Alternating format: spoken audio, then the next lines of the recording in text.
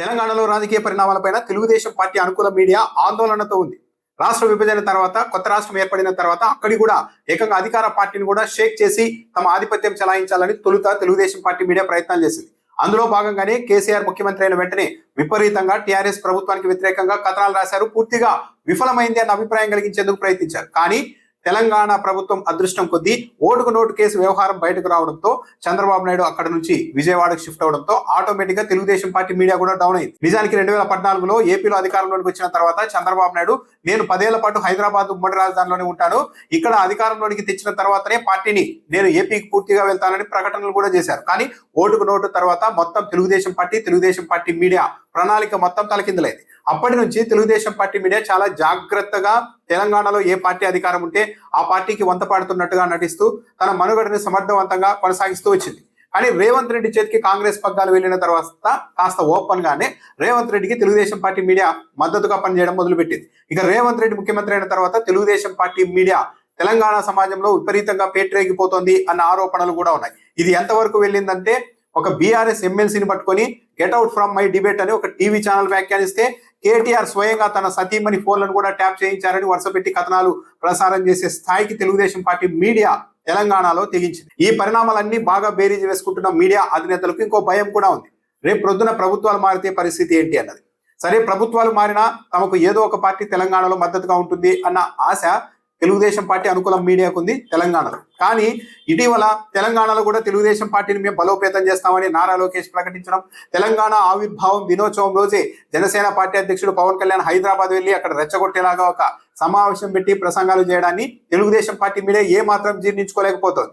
Telugu Desam party మళ్ళీ బలపడేందుకు ప్రయత్నించినా, Janasena party ఇక్కడ వేలు పెట్టినా అంతిమంగా తమకు కూడా నష్టం జరుగుతుంది అన్న ఆందోళన తెలుగుదేశం పార్టీ మీడియా వర్గాల్లో ప్రస్తుతం ఉన్న స్టేటస్ ని తాము ఎంజాయ్ చేస్తూ ఉన్నాం, రేవంత్ రెడ్డిని ముందు పెట్టుకొని తమకు అనుకూలంగా ఉంటాడని చెప్పుకుంటూ మా హవాని ఇక్కడ నడపగలుగుతున్నాం.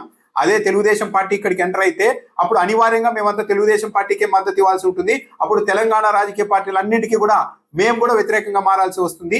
ఇప్పటికే తమ మీడియా సంస్థల మీద తెలంగాణ సమాజంపై విపరీతమైన కోపం ఉంది. ఇలాంటి పరిస్థితుల్లో తెలుగుదేశం పార్టీ, జనసేన ఇక్కడ ఎంటర్ అయితే వాళ్ళకి అనివార్యంగా మేము మద్దతు ఇవ్వాల్సిన పరిస్థితి వస్తే అప్పుడు తెలంగాణ పార్టీలన్నీ వ్యతిరేకమైతే ఇక తమను రక్షించేది ఎవరు?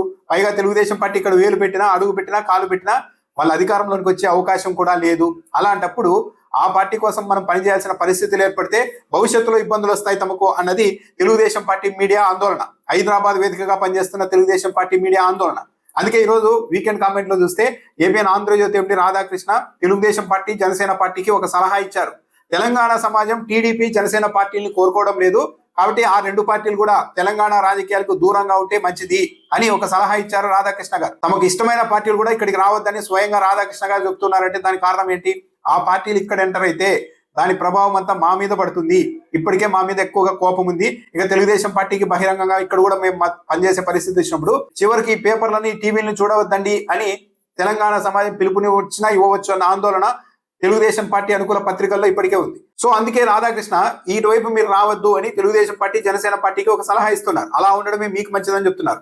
నిజానికి అలా ఉంటేనే మాకు మంచిది అన్నది తెలుగుదేశం పార్టీ మీడియా ఆలోచన. ఎందుకంటే ఎన్ని చెబుతున్నప్పటికీ కూడా హైదరాబాద్ లో దోపిడీ వర్గం ఏది, దోచుకున్నది ఎవరు అని ఇతరుల మీదకి తెలుగుదేశం పార్టీ మీడియా సమర్థవంతంగా తోసేస్తూ ఉన్నప్పటికీ కూడా తెలంగాణ సమాజానికి మొత్తం తెలుసు హైదరాబాద్ లో 1000 కోట్ల విలువైన 1000 ఎకరాల భూములన్నీ ఏ పార్టీ మద్దతుదారుల చేతుల్లో ఉన్నాయి అన్నది, తెలుగుదేశం పార్టీ మద్దతుదారుల చేతుల్లో ఉన్నాయన్నది తెలంగాణ సమాజానికి తెలుసు. హైటెక్ సిటీ ఆ ప్రాంతం మొత్తం ముందే భూములన్నీ చంద్రబాబు నాయుడు గారి సన్నిహితులు 100 ఎకరాలు కొనుగోలు చేసి ఆ తర్వాత 1000 కోట్లకు పడగలెత్తిన వ్యవహారం మొత్తం తెలంగాణ సమాజానికి తెలుసు. ఇవే తెలంగాణ ఉద్యమానికి కూడా ఊపిరిలుదే ఈ దోపిడీనే. కానీ తెలుగుదేశం పార్టీ మీడియా లేదు, చంద్రబాబు నాయుడు గారి హయాంలో, టీడీపీ మద్దతుదారుల హయాంలో ఎప్పుడూ కూడా దోపిడీ జరగలేదు, అప్పట్లో జరిగింది, ఇప్పట్లో కాంగ్రెస్ హయాంలో జరిగింటుందని చెప్తుంటారు. కానీ తెలంగాణ సమాజానికి తెలుసు ఇప్పటికీ కూడా తెలుగుదేశం పార్టీ అన్నది ఒక భయంకరమైన దోపిడీ పార్టీ. ఆ పార్టీ ఎక్కడ అడుగు పెడితే అక్కడ ఆధిపత్య భావజాలాన్ని ప్రదర్శిస్తూ అందరినీ అణిచివేస్తూ తమ ఆర్థిక సామ్రాజ్యాన్ని విపరీతంగా విస్తరిస్తూ ఉంటుంది. ఇదే తెలుగుదేశం పార్టీ నైజం అన్నది తెలంగాణ సమాజానికి బాగా తెలుసు. అందుకే తెలుగుదేశం పార్టీ ఎంటర్ అవుతుంది అంటే మాత్రం ఒక్కసారిగా తెలంగాణ సమాజం మొత్తం చాలా ఉధృతంగా స్పందిస్తూ ఉంటుంది. జనసేన పార్టీ అధ్యక్షుడు ఇదే చంద్రబాబు నాయుడుతో కలిశారు కాబట్టి ఆయన మీద కూడా తెలంగాణ సమాజం పూర్తిగా నమ్మకం కోల్పోయింది.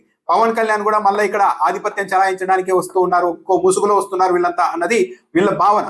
అందుకే ఎన్టీఆర్ విగ్రహాన్ని పెట్టినా కూడా తెలంగాణ సమాజం చాలా ఆగ్రహంగా వ్యక్తం చేసింది. ఎన్టీఆర్ విగ్రహం అన్నది ఒక మహనీయుడికి సంబంధించి కేవలం విగ్రహం ఏర్పాటుగా మేము చూడడం లేదు.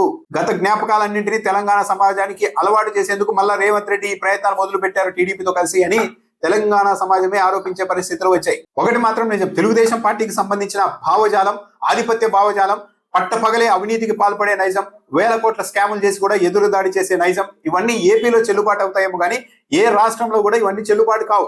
తెలంగాణలో అస్సలు చెల్లుబాటు కావు. పైగా రాధాకృష్ణ గారు తన ఆర్టికల్లో జనసేన పార్టీ అధ్యక్షుడు పవన్ కళ్యాణ్ గురించి ఒక కీలకమైన వ్యాఖ్య చేశారు. హైదరాబాద్ లో ఊగిపోయి ప్రసంగించిన పవన్ కళ్యాణ్ అమరావతికి వెళ్లేసరికి మాత్రం కూని రాగాలు తీశారు అని మాట్లాడేశారు డైరెక్ట్ గా వీకెండ్ కామెంట్ లో.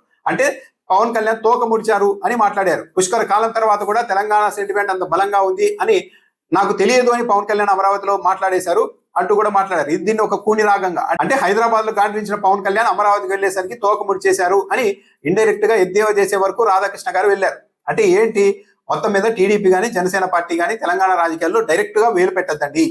మీ మద్దతుదారులు, మీ ఓటర్లను ఉంటే వాటిని చూపెట్టి తెలంగాణలోనే ఏదో ఒక రాజకీయ పార్టీతో టైఅప్ అయ్యి మీకు తెలుగుదేశం పార్టీకి అనుకూలమని పేరున్న మీడియా సంస్థల బలాన్ని కూడా చూపెట్టి ఏదో ఒక పార్టీతో టైఅప్ అయ్యి అక్కడ మనం వ్యవహారాలు నడుపుకుంటే బాగుంటుంది. కానీ డైరెక్ట్ గా తెలుగుదేశం పార్టీ అక్కడికి వస్తే, మేము డైరెక్ట్ గా తెలుగుదేశం పార్టీకి మద్దతు ఇస్తే అప్పుడు తెలంగాణలో టీడీపీతో పాటు తమకు కూడా నష్టం వాటిల్లుతుంది అన్న ఆందోళన రాధాకృష్ణ గారి వీకెండ్ కామెంట్ లో ఈ వారం కనిపించింది.